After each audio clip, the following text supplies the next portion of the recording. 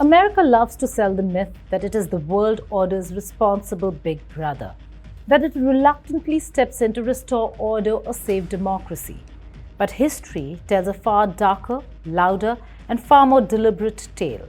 From Iran in 1953 to Libya in 2011 to Venezuela most recently, the United States has repeatedly crossed borders not with diplomacy, but with dollars, disinformation, misinformation, bombs, proxies, and brute force. Leaders have been crushed, nationalist governments dismantled, and entire societies reshaped, often in the name of freedom, sometimes in the name of oil, always in the name of American interest. It is no longer in question whether America engineers regime change, but rather what is the secret behind its tried and tested regime change formula, which has a success rate of almost 100%, and whether the next target has already been chosen. Hello and welcome. You're watching Statecraft with me, Geeta Mohan.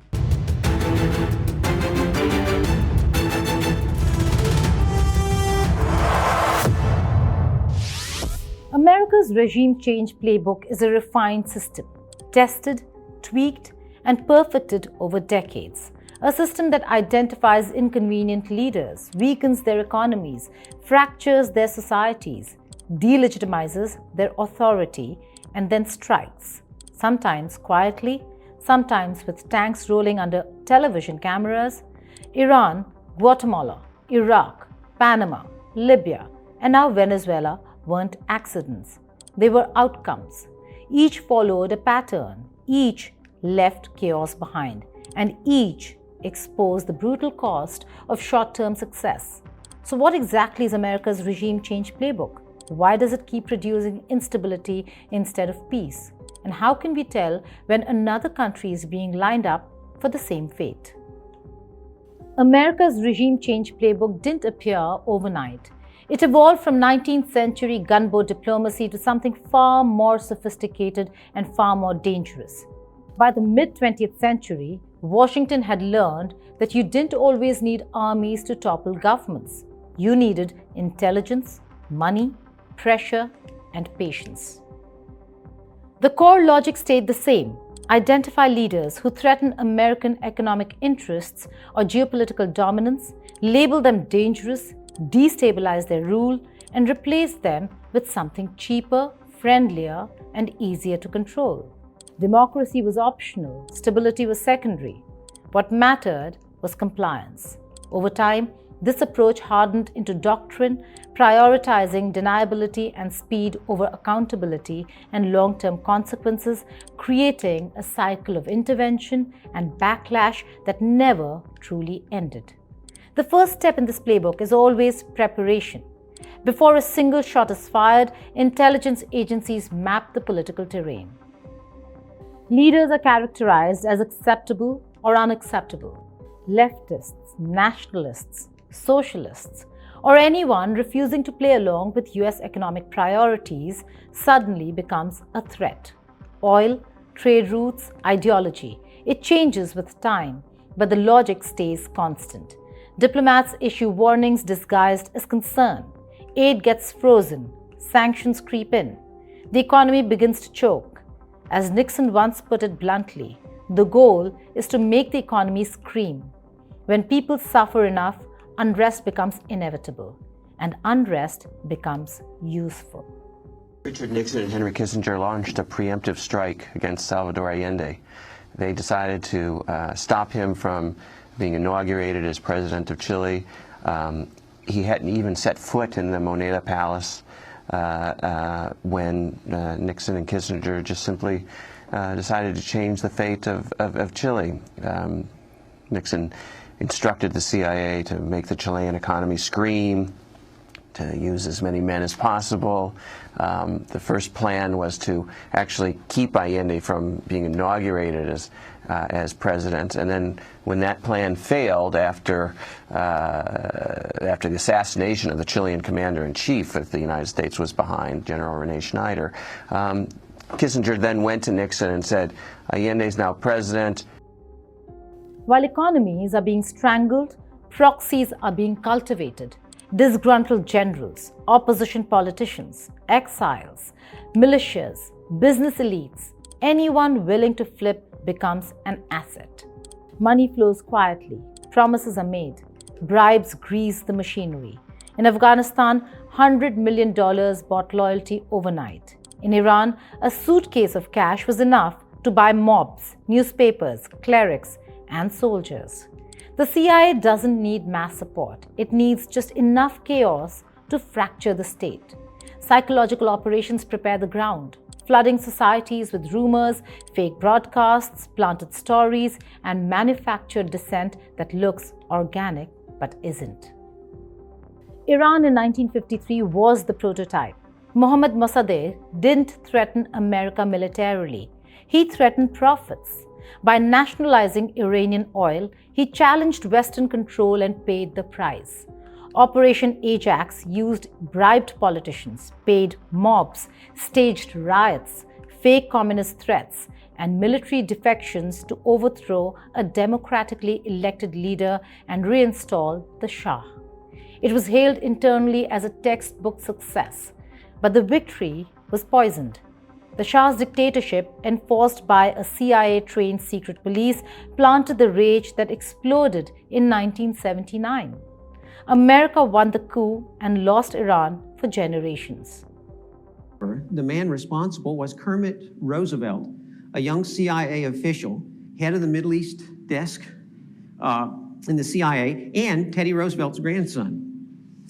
As early as '52, Roosevelt had been planning Mossadegh's ouster privately or in his spare moments, coordinating with the American ambassador in Iran, Lloyd Henderson. And he also had the addition later on in '52 of a network of British intelligence agencies and their Iranian assets.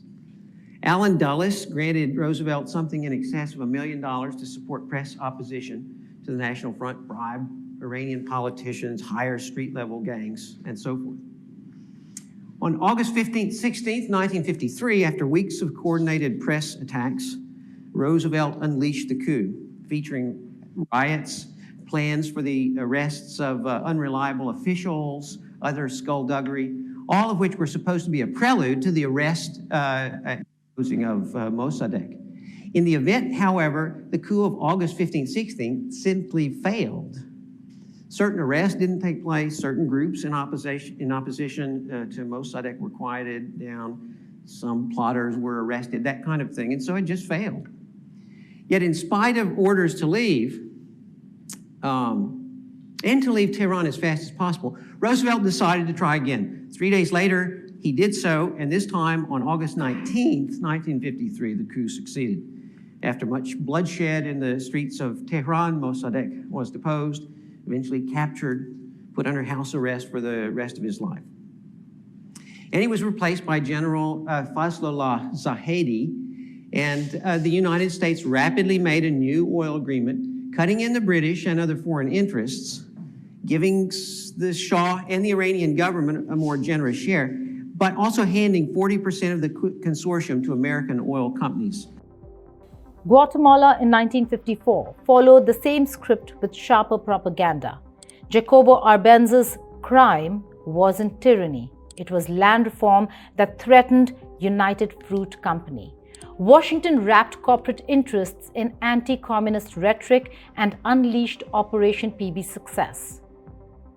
A tiny force of mercenaries backed by relentless radio propaganda and economic sabotage convinced the Guatemalan army that resistance was futile. Arbenz resigned without a real fight. The cost came later. Decades of dictatorship, civil war, and genocide. The playbook delivered short-term obedience and long-term catastrophe. When covert tools aren't enough, the playbook shifts to overt force. Panama in 1989 showed how brutally efficient this could be. Manuel Noriega was once a CIA asset until he became inconvenient. Overnight, he transformed from ally to drug lord villain. The invasion was fast, overwhelming, and decisive. Noriega was captured, a friendly government installed, and American power reasserted. but entire neighborhoods burned. Civilians died in the shadows of precision, and sovereignty was shredded. The message was clear: former assets are disposable, and resistance is futile. Iraq in 2003 marked the most brazen evolution of the playbook. No deniability, no subtlety, just shock and awe. The justification was WMDs, or weapons of mass destruction, and that justification collapsed almost immediately. But the invasion rolled on. Saddam Hussein fell quickly, proving once again that America excels at toppling regimes. What followed was the real pattern: purges that hollowed out the state. Unemployed soldiers turned insurgents, sectarian chaos, and eventually ISIS. The regime fell in weeks. The country unraveled for decades. Tactical success, strategic disaster. The familiar refrain. Libya in 2011 refined the model again. No invasion, no occupation, just air power and proxies. Under the banner of protecting civilians, NATO shattered Gaddafi's forces and handed victory to fragmented militias. Gaddafi's brutal death was broadcast as triumph. I mean, that is the land of unconfirmed reports. We came, we saw, he died. Did it have anything to do with your visit? No, I'm sure it did. What followed was anarchy, militia rule, slave markets, mass migration, and a fractured state that never recovered. The playbook claimed another scalp and left another vacuum. Responsibility was denied. Consequences were outsourced. Then there's the failure that proves the rule, the Bay of Pigs. When the assumptions collapse, when people don't rise, when air cover is missing, when deniability fails, the entire operation implodes. Cuba didn't fall. Instead, it hardened, aligned with the Soviet Union, and triggered a nuclear crisis. The lesson Washington learned wasn't humility, it was adjustment. Never half commit, never lose control of escalation, never underestimate the value of overwhelming force or airtight narrative management. Venezuela represents the playbook's latest evolution: hybrid, patient, and personal. Years of sanctions strangled the economy. Assets were frozen. Opposition figures were elevated. Parallel governments were recognized. When covert pressure failed, overt force followed. Airstrikes, special operations, decapitation tactics, all calibrated to avoid a full invasion while achieving maximum impact. The capture of Nicolas Maduro wasn't just regime change, it was a statement. This was the playbook operating at peak efficiency: sanctions, psyops, proxies, precision strikes, and a clean exit, at least on paper. But history warns what comes next. Iran birthed revolution. Guatemala descended into genocide. Iraq produced ISIS. Libya collapsed into warlordism. Panama paid its price quietly. The pattern is unmistakable. America wins the opening act and loses the ending. Stability is sacrificed. Blowback is inevitable. The architects move on. The victims live with the aftermath. So how do you identify the next target? Watch for the signs. Sudden moral outrage paired with economic pressure. Sanctions framed as compassion. Opposition leaders amplified abroad but isolated at home. Media narratives that simplify complex societies into villains and victims. Military exercises nearby. Diplomatic ultimatums that feel like threats. When these pieces start aligning, the playbook is already in motion. According to the very playbook that culminated in Operation Absolute Resolve in Venezuela, Iran fits almost perfectly into the next target profile, and multiple experts now say the warning lights are flashing. The sequencing is familiar. Long-term sanctions already in place, an aggressive narrative shift portraying the regime as illegitimate and brutal, intensifying internal unrest, and escalating US and Israeli rhetoric framed as support for protesters and self-defense. Renowned economist Jeffrey Sachs has openly warned that Iran could be hotter than Venezuela, arguing that Washington's success in Caracas may have emboldened Trump to believe that surgical regime change without a full-scale invasion is not only possible but repeatable. In this logic, Venezuela wasn't an exception, it was a proof of concept. Phase 1 of the playbook is already well advanced in Iran. The maximum pressure sanctions regime never truly ended, and Iran's economy is now buckling under currency collapse, inflation, energy shortages, and a deepening water crisis. These pressures mirror Venezuela's pre-collapse phase almost point for point. Economic strangulation producing public anger, followed by protests that can be amplified externally.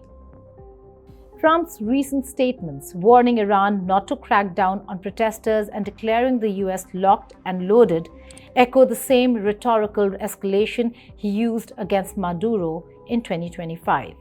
Experts note that this language is rarely accidental. It is designed to delegitimize the regime internationally while signaling to domestic elites and security forces that Washington is preparing options. America's regime change machine doesn't need villains, it creates them. It doesn't need chaos, it engineers it. It doesn't need long-term success, just enough control to declare victory and move on. The real danger isn't whether this playbook exists, it's that it keeps being used despite the wreckage it leaves behind, and that somewhere right now another country is being quietly prepared for the same fate. What makes this playbook especially dangerous is not its brutality, but its normalization. Each intervention is framed as unique, exceptional, unavoidable.